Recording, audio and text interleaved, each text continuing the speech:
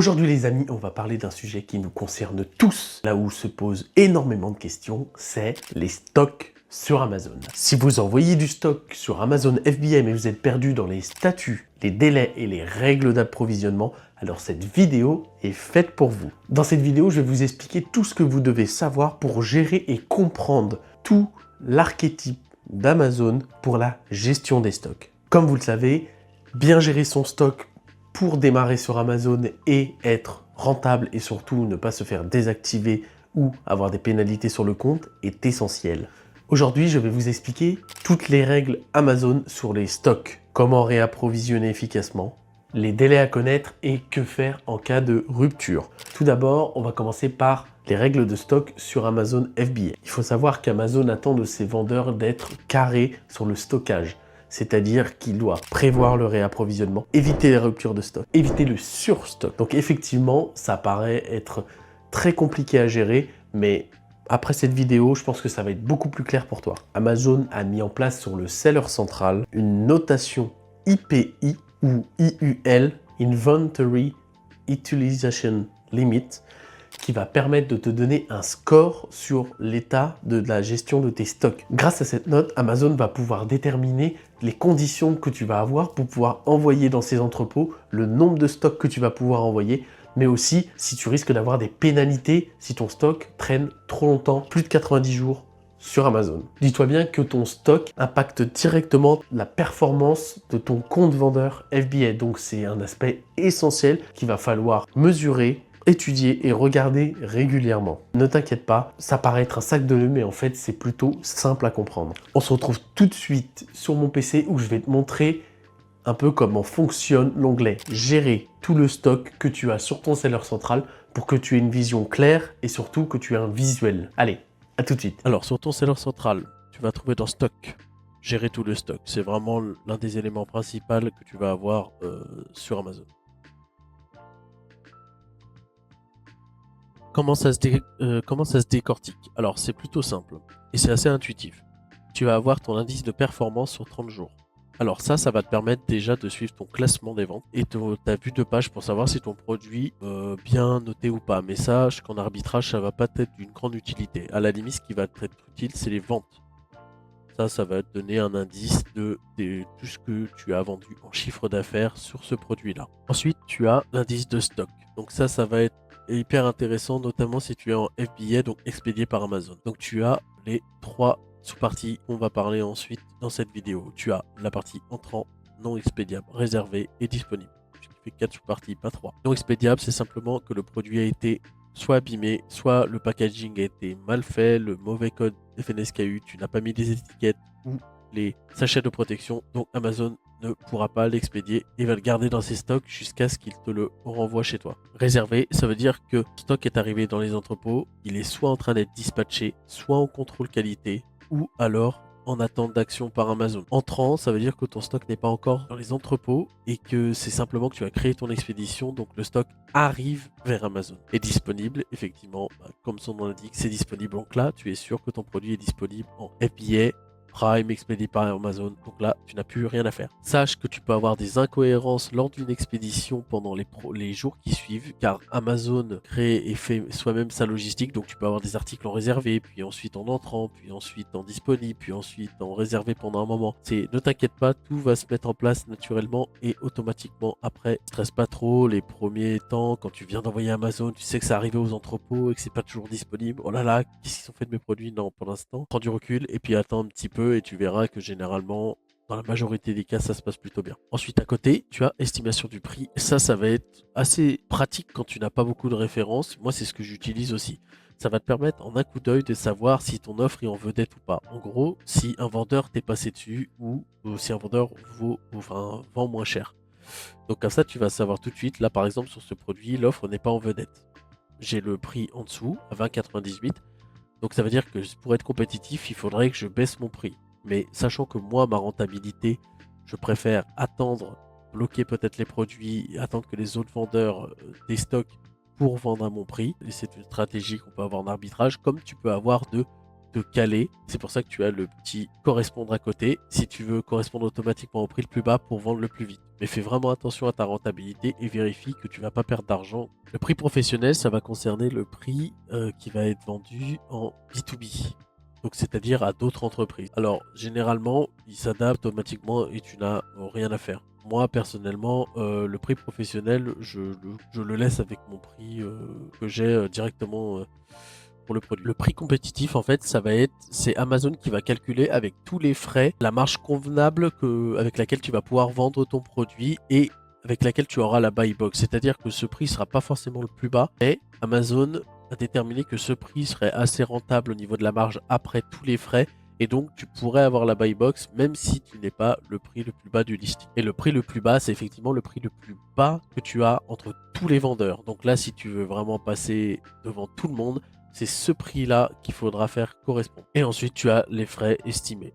Alors, tu as les totals des frais qui concernent le FBA, Fulfillment by Amazon, expédié par Amazon. Tu vois, c'est l'ensemble des frais, mais ça, normalement, tu l'as calculé bien en avant avec Seller MP, donc c'est pas vraiment très utile. Si tu cliques sur les 3 petits points, là, tu vas pouvoir avoir accès à la mise en vente du produit, la copier, l'annuler, l'effacer, la réapprovisionner, imprimer les étiquettes produits, fermer la mise en vente, supprimer la mise en vente si jamais le produit n'est plus rentable et que tu veux plus le vendre. Ce qui est promouvoir, gérer les images, etc. N'oublie pas qu'en arbitrage, tu n'as rien à faire. Tu te greffes sur un listing déjà existant, donc tu n'as pas à t'en occuper. Complètement à ta gauche, tu as l'état des produits mis en vente. Donc ça, c'est assez intéressant parce que d'un coup d'œil, tu peux savoir tout de suite si un produit est en rupture de stock et s'il est actif. Si tu as ensuite pas mal de produits, je te conseille d'utiliser la petite étoile des favoris qui va te permettre de pouvoir catégoriser et ensuite, en affichant uniquement les favoris, ça permet d'afficher les produits qui t'intéressent. Parce qu'effectivement, quand tu auras 50 lignes, ça risque d'être un peu plus long pour regarder un peu tous les produits qui sont en rupture de stock, que tu ne vends plus, Voilà. Donc ça, c'est plutôt un petit truc qui est pas trop mal. Voilà pour la petite explication pour gérer tout le stock. J'espère que ça t'a plu et on se retrouve tout de suite en facecam pour la suite de la vidéo. Maintenant qu'on a vu les bases directement sur le PC, on va parler d'un point crucial. Quand et comment réapprovisionner les stocks pour éviter les ruptures. Si vous vendez sur Amazon, avoir une gestion proactive du stock est la clé pour ne pas perdre de vente. Je vais vous expliquer comment anticiper les délais, éviter les erreurs et utiliser les bons outils. Premier point, la commande fournisseur. La commande fournisseur ne se fait pas en un claquement de doigts. Que tu commandes à un grossiste ou à une plus petite entreprise, tu vas avoir au moment où tu passes la commande, soit un délai de 1 à 2 semaines, soit même plus de 10 jours en fonction de là où se trouve ton grossiste, de la disponibilité des produits, mais aussi de l'organisation du shipping de ton grossiste. En moyenne, essaye de compter entre 2 et 6 semaines selon ton grossiste pour l'entrée et la mise en vente sur la plateforme Amazon. Pense aussi à la saisonnalité. On y pense rarement, mais en arbitrage comme en private label, c'est essentiel. Selon la saison à laquelle tu vas commander les produits, tu vas avoir plus ou moins de délai. Dis-toi que commander des jouets en décembre est beaucoup trop tard. Car effectivement, la période de Noël, tout le monde va penser à la même chose. Donc tu vas avoir un flux qui va être énorme. Amazon va ralentir dans la réception des stocks et ça risque de prendre beaucoup plus de temps. Donc pour ces périodes-là, prends bien de l'avance. Consulte bien avec ton grossiste le mode de transport qu'il va utiliser pour livrer tes produits. Car comme tu le sais, tu as différents modes de transport, que ce soit pour un fournisseur ou un grossiste. Tu vas avoir le train, le camion, l'avion, le bateau. Ces différents types de transport ont un coût qui varie selon leur rapidité. Par exemple, l'avion va être beaucoup plus cher que le maritime. Pourquoi? Parce que c'est beaucoup plus rapide. Néanmoins, vérifie bien la méthode de transport et d'expédition de ton fournisseur pour pouvoir avoir une idée du temps d'expédition jusqu'à chez toi avant réétiquetage et envoi Amazon. Le nerf de la guerre en arbitrage, c'est être le plus rapide et le plus malin par rapport aux autres vendeurs. Avoir les premières opportunités, avoir les meilleurs prix pour pouvoir envoyer sur Amazon, vendre et déstocker au maximum. Vérifie donc bien 1. Si tu commandes en ligne, quel est ton délai de livraison avec ton grossiste. 2. Combien de temps ton grossiste va mettre pour te livrer porte à porte jusqu'à chez toi. 3. La gestion de ton réétiquetage, empaquetage, remise en carton et envoi par UPS dans les stocks et les entrepôts Amazon par toi-même. Et 5. L'entrée en stock par Amazon. Dis-toi que Amazon a une variable énorme sur le stock entrant dans ces entrepôts qui peut aller de 48 heures à plusieurs semaines selon la période, selon la configuration, l'entrepôt, la localisation et le nombre de pièces. J'ai découvert un outil il y a peu de temps qui est plutôt pas mal. Ça s'appelle Restock Inventory. En fait, c'est un petit outil qui va te permettre de voir en fonction du passif des ventes que tu as fait sur un produit quand tu vas pouvoir les recommander pour éviter les ruptures de stock ou si tu veux continuer sur ce produit. En arbitrage, on est bien d'accord, tu peux être sur un produit qui ensuite n'a plus de valeur ajoutée à être acheté et tu passes à un autre sans problème. Mais si tu trouves un bon produit, c'est plutôt intéressant de savoir, comme ça tu gères ta rotation de stock et tu as des ventes constantes. Jette donc bien aussi un œil à ton indicateur IPI que tu as sur ton seller central. Tu as aussi les informations d'Amazon qui vont te parler et qui vont t'envoyer des notifications pour la gestion de ton stock en te proposant de renvoyer du stock pour éviter d'être en rupture. Car l'algorithme d'Amazon va aussi, lui, automatiquement analyser tes ventes et connaître un petit peu la vélocité. Bien sûr, cela, un petit conseil comme ça, mais n'hésite surtout pas, avant même de refaire la commande d'un même produit, de rejeter un petit coup d'œil sur Seller AMP, car effectivement, entre-temps, tu as des vendeurs qui ont pu arriver sur le marché, casser les prix, ou tu as pu avoir des changements sur le listing. Dis-toi que les plus grosses erreurs que tu peux avoir en arbitrage sont d'acheter trop de quantité la première fois et de voir que ta rotation des stocks est mauvaise ou alors tu as des concurrents qui te passent devant et te retrouver avec un nombre conséquent d'invendus. Ce n'est pas grave en soi, mais par contre ça risque de bloquer ta trésorerie pendant un certain temps. Tu vas avoir ton score Amazon après 90 jours qui risque d'être impacté, mais rassure-toi, tu as quand même un certain temps pour vendre tes produits et auquel cas tu les places en break-even, les déstocker le plus rapidement possible. L'erreur numéro 2, c'est de sous-estimer les produits entrants sur Amazon. Je suis la première victime de cette erreur, c'est-à-dire que au départ, j'avais toujours confiance en Amazon en me disant tout va arriver à l'heure, tout va être bon, tout va rentrer dans l'ordre. Non.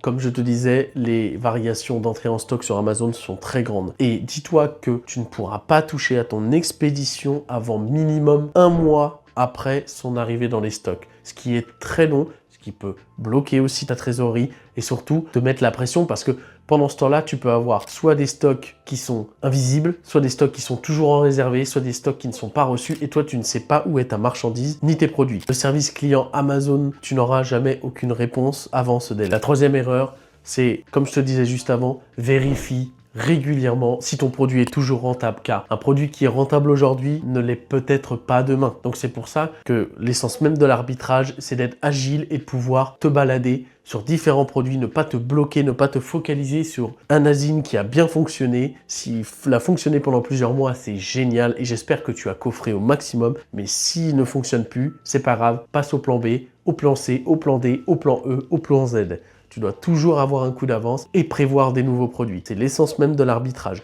Ne jamais se reposer sur ses lauriers, ok? On arrive à un sujet que les vendeurs FBA redoutent, c'est les blocages Amazon. Pourquoi Amazon bloque votre stock et surtout comment le débloquer rapidement? Tout d'abord, tu as les produits restreints. C'est des produits dont si tu n'as pas l'autorisation, tu ne pourras pas les vendre. Un exemple type, ce sont des crèmes que j'ai achetées il y a peu de temps. Tout était OK, le listing avait été validé, la marque aussi. Mais Amazon demandait un code transparency sur ces produits. J'ai donc contacté moi-même la marque. Et la marque m'a indiqué que les codes transparency n'étaient plus d'actualité et donc plus sur les emballages. J'étais donc coincé entre la marque qui me indique que les codes transparency ne se font plus et Amazon qui me dit sans les codes transparency, tu ne vendras pas. Ça a été problématique, j'ai pu renvoyer au grossiste pour me faire rembourser, mais c'est ce type d'erreur qui peut vite te mettre dans la panade. Le stock réservé. Sache que ton stock est souvent en réservé. Cela veut dire qu'il est soit en transit entre différents entrepôts pour le pan-européen, ou même dans le pays pour que l'offre soit éligible en prime pour tous les clients, soit que ton offre ou tes produits sont soumis à un contrôle qualité. Il faut savoir que sur Amazon, tu as des contrôles qualité, comme pour la douane, qui sont complètement aléatoires et qui peuvent impacter le temps d'arrivage de tes produits en disponible sur la marketplace. C'est simplement Amazon qui vérifie la qualité des produits et la conformité de ce que tu souhaites vendre et ce que tu proposes à vendre par rapport à la réalité. Donc pas d'inquiétude, en règle générale, c'est juste quelques jours de plus d'attente. Vérifiez donc vos notifications sur le seller central régulièrement. Si c'est simplement des demandes d'autorisation, comme par exemple pour l'ouverture des marques où il va vous falloir la facture de 10 produits minimum avec toutes les infos du grossiste et de votre entreprise, alors dans ce cas-là, vous fournirez le document et la marque sera débloquée. Si jamais c'est un souci qui est différent, je vous invite à contacter le service client Amazon pour voir ce qu'il est possible de faire. Donc n'hésitez pas à ouvrir un ticket sur Amazon et le seller central et surtout n'hésitez pas à insister parce que il n'est pas rare d'avoir des problèmes qui se débloquent au bout du 5, 6e, 7e rappel d'aide sur l'onglet Gérer mes cas que vous allez poncer comme moi j'ai poncé pour avoir une réponse. Pour éviter ces blocages, malgré qu'il n'est pas possible à 100% de vérifier un produit, j'en suis moi-même victime, vérifiez toujours la conformité et la restriction que peut imposer le produit.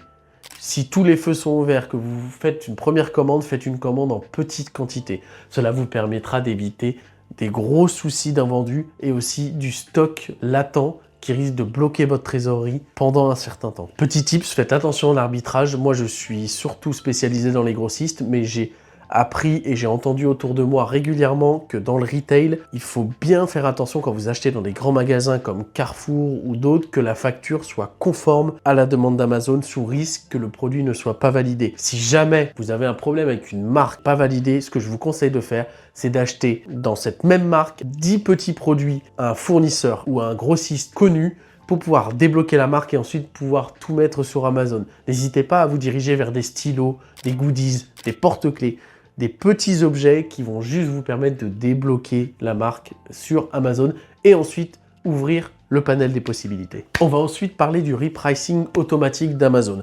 Alors, comme vous le savez, Amazon a un système de repricing automatique intégré au Seller Central. J'ai moi-même utilisé une application qui s'appelle Seller Toolkit et honnêtement, j'ai trouvé que c'était cher à 39,99 €, que c'était une usine à gaz, c'était peu compréhensible, que les chiffres n'étaient pas complètement réels par rapport aux autres logiciels que j'avais et surtout que le déversement entre mes produits et l'application était mauvaise. J'ai donc arrêté très rapidement avec ce logiciel qui effectivement possède un repricer qui fait gagner du temps, mais qui a beaucoup de soucis pour moi, qui est très difficilement compréhensible et surtout le repricer qui fonctionne moyennement. Donc mon avis personnel, c'est que je vous le déconseille. Sur Amazon, vous avez effectivement un outil de gestion des prix automatique qui est moins efficient et qui est plus difficile avec moins d'options de configuration, mais au moins c'est gratuit et dans un premier temps, si vous avez peu de références, je vous conseille de vous lancer directement sur le Seller Central et pas avec une application tierce. On va se retrouver tout de suite sur mon écran où je vais vous montrer un petit peu comment fonctionnent les prix automatiques.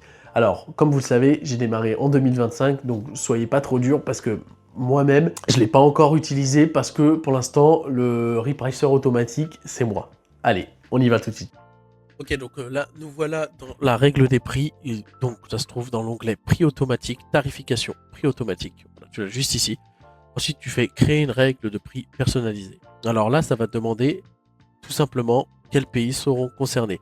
Si pour l'instant, effectivement, tu es que en France, tu vas cocher que la France. Si tu es en pan-euro, tu peux cocher toute l'Europe. Comme ça, c'est encore plus simple. Ce que tu vas devoir choisir, c'est le type de règle. Alors, le type de règle, ce qui est intéressant, moi, je vais essayer plutôt en fonction de mon volume de vente. C'est-à-dire que je vais dire, c'est un peu ce qu'il y a dans Seller Toolkit. Je vais lui dire par exemple que sur une période donnée, sur une période de 10 jours, si je n'ai pas vendu 30 unités du produit, c'est un exemple au hasard, tu diminues le prix de 1 €, 50 centimes, 20 centimes, 30 centimes. Et tu fais ça. Et comme ça, le repricer va le faire automatiquement. Alors évidemment, tu peux choisir de le faire tous les jours ou tous les 7 jours. Si tu le fais tous les 7 jours, il va recalculer, baisser, recalculer, baisser. Comme ça, ça va te permettre d'avoir une linéarité, mais par contre fais bien attention, il faut absolument que tes produits aient une marge quand même correcte pour que tu puisses baisser ton prix, parce que la seule différence entre un outil externe et Amazon, c'est que Amazon lui va pas gérer ta rentabilité, il va juste être bête et discipliné, il va comprendre une action de si tu ne vends pas ça, il va baisser de ça. C'est ce que je pense utiliser en fonction de mon volume de vente pour les prochains produits. Alors tu vois, tu peux choisir ensuite par pays, hein. Donc à chaque fois, tu dis diminuer le prix, tu dis la règle, à quelle fréquence tu la veux et le nombre de ventes inférieur ou pas. Mais tu as aussi d'autres règles qui existent. Donc prix le plus bas compétitif. Quand tu choisis cette option, que ce soit prix le plus bas compétitif ou offre en vedette compétitif, tu peux choisir de soit le repricer va directement se calquer sur le prix, le changement de prix existant. Donc fais attention parce que ça peut être un outil qui est un petit peu dangereux. Imaginons que tu vas avoir un vendeur qui vienne casser le prix et qui te fait perdre 5 euros, 5 dollars, paf, il va se calquer dessus. Méfie-toi avec ça, mais tu peux quand même avoir une sécurité parce que tel que tu le vois, tu peux ajuster sur le prix donc le plus bas et tu peux rester un certain montant au-dessus du prix le plus bas. C'est-à-dire que par exemple, tu as 15 euros, un vendeur se met à 10 euros. Donc le repricer se dit, oh là là, il va se caler à 10 euros. Mais toi, tu auras mis rester un certain montant au-dessous ou au-dessus. Tu dis rester un certain montant au-dessus de 3 ou 4 euros, par exemple de 3 euros. Donc ça veut dire que toi, le repricer ne va pas se mettre à 10, il va se mettre à 13 parce qu'il va garder ce delta de 3 euros sécurisé et pour ne pas que ta marge soit impactée. Donc c'est un outil qui est plutôt intéressant. J'avoue que je ne l'ai pas encore essayé. Mais honnêtement, je pense qu'une fois avoir bien compris et maîtrisé cet outil de repricing, je pense que ça vaut mieux que de payer 40 euros pour un outil qui fonctionne moyennement, qui n'est pas clair. Or qu'Amazon, effectivement, c'est quand même plutôt clair. La différence, c'est que là, tu n'as pas un visuel concret par rapport à ta rentabilité, ta marge. C'est juste un prix qui doit être modifié en fonction d'une certaine donnée. Voilà. Mais c'est un bon début pour les premières. Si tu veux déjà te faire la main sur les petites références, je te conseille. À mon avis, ça peut être plutôt pas mal. Donc après, tu as tous les types de règles qui puissent exister. Prix offre en vedette compétitif, prix le plus bas compétitif et en fonction de votre volume de vente. C'est les 3 règles que j'utilise et que je pense que je vais mettre en place le plus souvent sur mes marketplaces. T'es pas obligé dans un premier temps de faire ça sur tous les pays, mais tu peux tester sur un pays. Comme ça te permet déjà de voir un petit peu comment ça fonctionne. Mais dis-toi que par contre, au niveau de la réactivité, ce repricer va être vraiment hyper réactif par rapport à un logiciel externe puisqu'il est agrémenté au Seller Central. Voilà, j'espère que cette petite info t'a permis d'y voir un peu plus clair. Alors je suis désolé, je suis pas expert pour le repricer Amazon, mais je voulais quand même te montrer un petit peu ce que c'est. Comme ça, si toi tu veux peut-être jeter un petit coup d'œil, je pense que ça peut valoir le coup. Et voilà, la vidéo est terminée. J'espère que cela vous a plu. N'hésitez pas à vous abonner, à activer la petite cloche de notification et à laisser un petit commentaire. Je serai là pour répondre si besoin.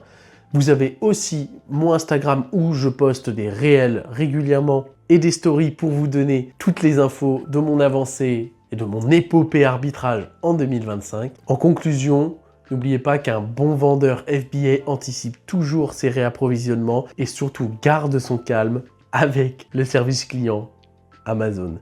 Il ne me reste plus qu'à vous souhaiter une excellente journée ou une excellente soirée et je vous dis à plus tard sur la chaîne Ecom Lab. Prenez soin de vous. Ciao!